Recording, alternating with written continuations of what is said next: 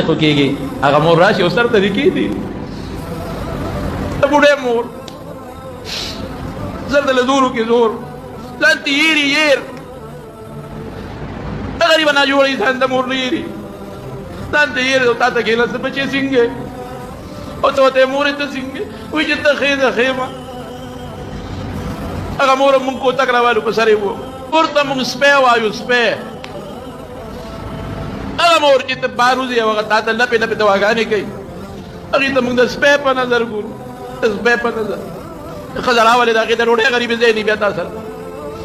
د هغې د خور ځای تا سره نه د هغې د رور ځای تا سره نه به نه ځو تا د رانو سره ولې دومره ظلمونه مونږ کوو دا لوښې دله څوک ایږدي اثر ته څوک ناست دي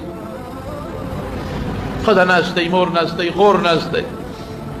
چې ګوري اور پسې شاته خور شاته ګوري اور مې بوډا شو اور خو مې ملا ټیټه شوه موږ څه وایو موږ سپي نظر ورته نه کوو خور یو ښکاری چوري والا ساتلي هغه وله وړو دا زموږ د خویندو حال دی خور ته موږ د خور په نظر ونه کتل مور ته موږ د مور په نظر ونه کتل لور ته موږ د لور په نظر ونه کتل دا کوم خوا دا مسلماني لاړه دا د پیغمبر علیه السلام سنت کم خوا لاړل دا د رسول الله مبارک طریقې کم خوا لاړل موږ د هغه بیبیانو سره داسې کړي دي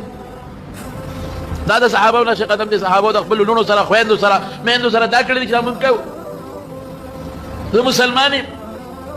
دا حال دي زموږ د ښځو د کراچۍ کې سیالکوټ کې ځای په ځای نن دا اخوان ولرل او ښځې رونیمو بچو مخکې ولې عزت تار تار بله خور نه یې بله لور نه یې مسلمان یې پیغمبر دا ویلی دی صحابو دا ویلی دی دا ته چې څه کوې قبر موږ نه پېژنو چې موږ قبر ته روان یو اخرت موږ بلکل هېر دی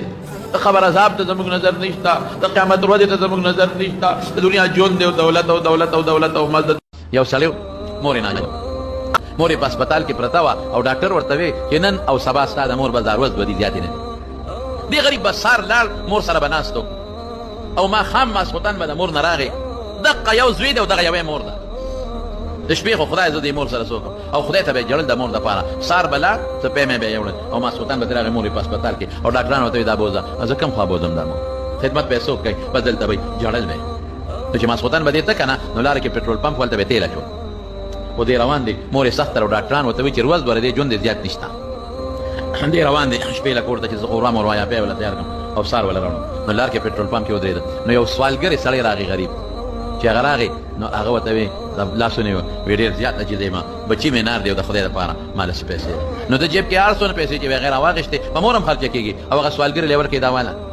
یار بچې یو کار وکړول مور مې ډېره زیاته ناجوړه او زما په ویړه دنیا کې دغه یو مور ده واقعي مور ډېر عجیبه شی د مور د درد نه دی خدای تاسو ساتي مور ده او بیماره پرته ده په هسپتال کې ناجوړه پرته ده او ورځ دوه دي لږه دوا وکړه خدای پاک که جوړه کړي نو زما وروڼو خدای پاک ایوب علیه السلام بې ډاکټره جوړ کړی دی بې طبیب او بې حکیم یې جوړ کړی دی بې دارو یې جوړ کړی دی الله کولی شي هغه غریب دوا وکړه هغه او دې لاړ کور ته سهار وختي چې سینګ راغی او هغه د مور هغه واټ له ورغې ویې کتل نو مور یې په کټ کې نه وه بس یا خدایه مور مې جوړ مړه شوې دوی جوړ لمبولو لاوړې مور مې څه شوه مور څه شوه منډه کړه کاونټر له وی دغه ځای کې فلانکي بیډ باندې زما مور پرته وه اخو نشته وی مبارک دې شه مور باندې د خدای پاک څه ناشنا پدل بېګا کړی دی وی څه پدل پې شوی دی وی ډاکټرانو خو ټولو لیکلو چې ورځ به د دې ژوند زیات مور ښه شوې ده پېشمني نوره ښه شوې ده سارې خپې کوزې کړي دي اوس ډاکټرانو واک له بوتلې د ګرځي بار اوهو زما مور ګرځي ورمنډه کړې سترګو کې اوښکې او خوشحالۍ نه جاړي مور ته ورته غاړه وت مور دې ښکل که مورې ته خو د لاس تاړه کولو نه وې تا له خو خوله کې قاشوغه کې مونږ خوروا او پی به در کول څه چلو شو وایي بچې هېڅ پته راته نه لګي خو د شپې اوده ومه او یو سړی راغی یو سړی او ما ته وایي زه ستا د بچي صدقه یم زه ستا د بچي صدقه یم او د مټې ونیوم چې پاسه وی کټ کې کېنولم لاس مې هم کار شروع کړه خپې مې هم کار شروع کړې وی کوزه شه